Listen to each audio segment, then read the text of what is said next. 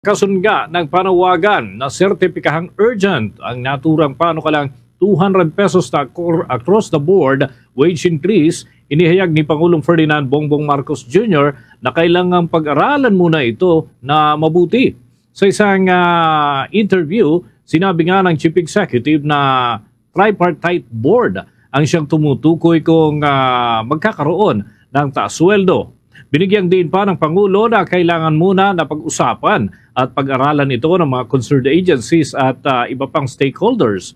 Ayon pa sa Presidente, posibleng magkaroon ng negatibong implikasyon kung ipapatupad agad-agad ang 200 pesos na across-the-board wage increase, kagaya ng pagtaas sa presyo ng mga bilihin at ang inflation na hindi pa tuluyang natutugunan.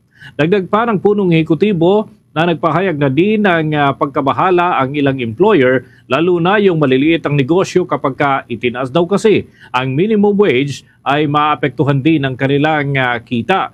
Kahapon ay nakalusot na sa House panel ang panukalang 200 pesos na across the board wage increase. Narito pa ang mga pahayag ni Pangulong Ferdinand Bongbong Marcos Jr.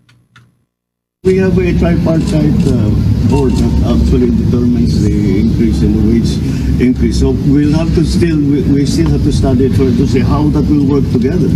Because this is the tripartite body was a creation of Congress din. Sila ang nagbuo niyan. Nagsulat sila ng batas at nagbuo ng ganyang klaseng entity. Yan ang trabaho nila para alamin kung ano yung dapat ang maging minimum wage. So now with this, I don't know how that's going to work together. But we'll see. We'll try to resolve that because as you know, it's very clear that tumataas ang bilihin. Nandiyan pa rin ang inflation. Hindi pa natin susubuan ng mabuti, ng kumpleto. Kaya it's certainly something that we have to think.